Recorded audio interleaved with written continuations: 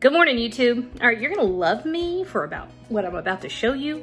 I'm gonna show you how to make my kids' all-time most favorite thing. We're making red beans and rice. I mean, I get this stuff requested like days ahead. Mom, is it on your schedule? Hey, you got this handled? Yeah, I got this handled. You're gonna love it. All right, let's cook, y'all. We got a family to feed.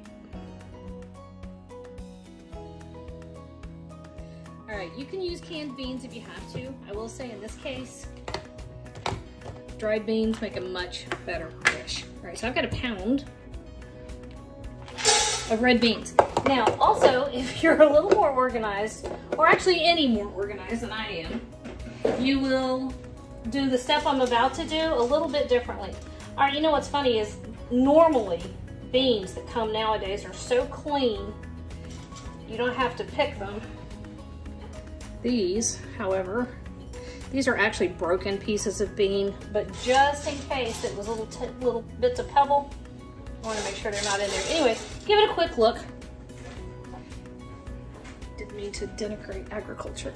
Beans come super clean. All right, so ahead of time, if you get organized to start this the night before, soak your beans overnight. That just means stick them in a pot, pour water on them, soak them overnight.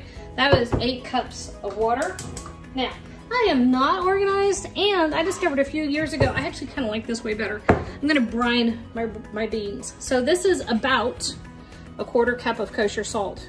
And before you panic, we're gonna get rid of most of that salt. So here's what we're gonna do at this step. We're gonna bring this up to a boil. We're gonna let it boil hard for a good minute or two. Then we're gonna turn it off and walk away. We're gonna let it sit for an hour, okay? Then when we come back, we're gonna drain that off, and then we're gonna start actually cooking the beans. Right now, we're doing the cheater way of not having to pre-soak. We're brining. I like it this way. Make a website. All right, here we go. So our beans sat for an hour, and all I did was drain the water off, okay? I love my big purple pot, but it's heavy. All right, so we have a few things going on over here. Let me get my heat going in my other pot. Okay. So we drained off all that heavily salted water. Putting 8 cups of water right back in here. We're gonna crank this up, bring that back up to a boil with clean, fresh water. And then over here in this pot, one big fat ham hock, okay? He's coming over here. And we're also adding a couple of bay leaves. And to this same pot, let me show you this. How come my little organization never works? All right, so we have smoked paprika. This is amazing. About half, that's, I don't know, how much is that? 2 teaspoons.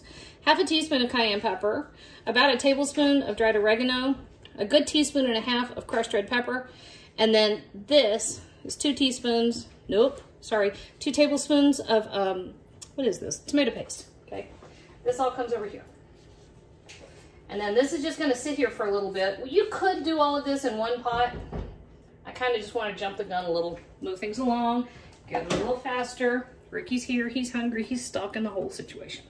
All right, so once our oil is hot, I have a couple of teaspoons of olive oil in there. And I have 2 pounds of andouille sausage that I chopped up. I have in the past used polska kielbasa. Polska kielbasa. How do you say that? Ricky, is that right? Did I just butcher that? Polska kielbasa.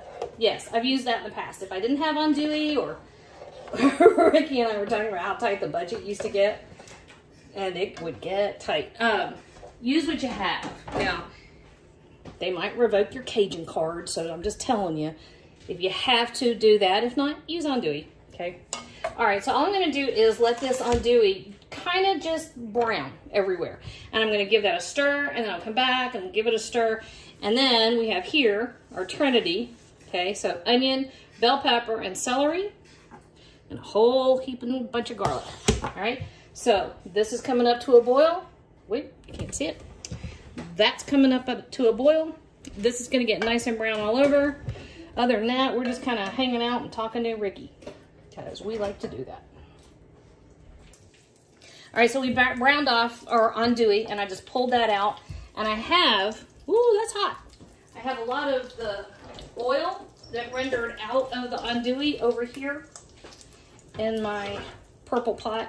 Oh, you can't see that either. There's oil in there, I promise. So there was only a little bit of the olive oil. The rest of it came out of the andouille, and it's loaded with flavor, so don't toss that. All right, so our onion, 3 or 4 stalks of celery, but they were kind of stingy stalks, and then 1 bell pepper. And that goes in here.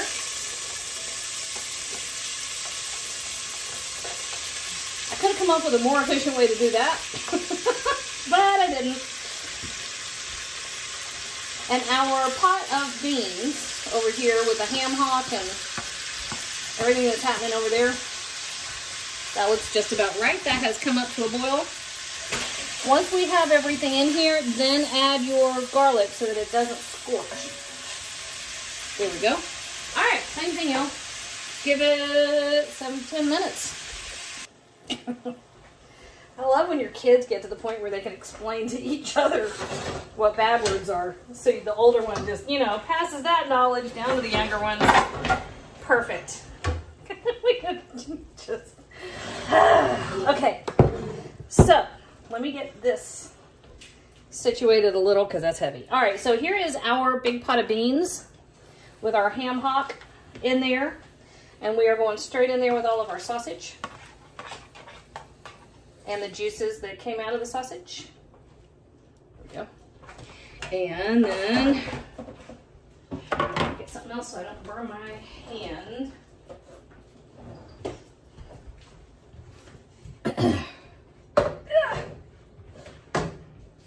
And then straight in, you can smell the smoked paprika.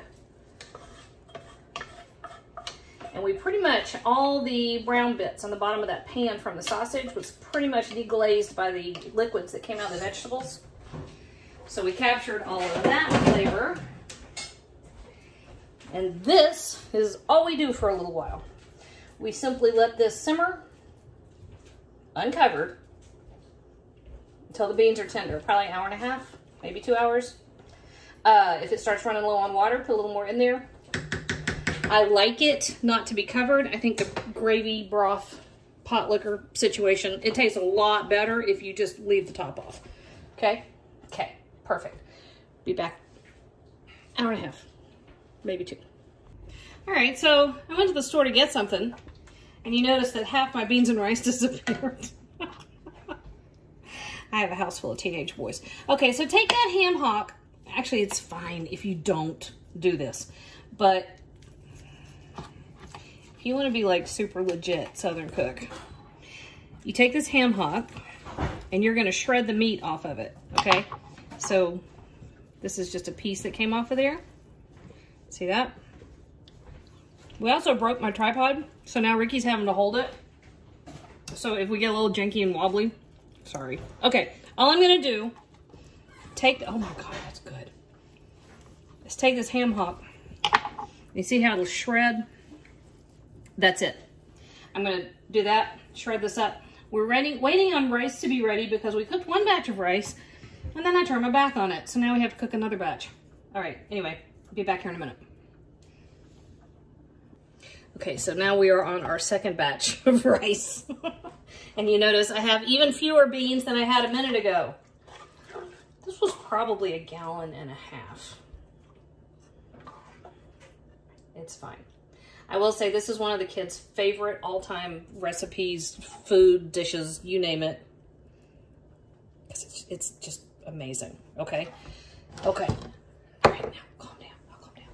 All right, let me grab a spoon. I think Ricky's had about 4 bowls. 1. Red beans and rice. I'm going to get a picture of this one, so I'm actually going to sneak a bite out of the pot.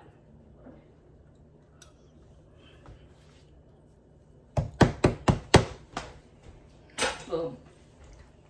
That's how you do that, right there.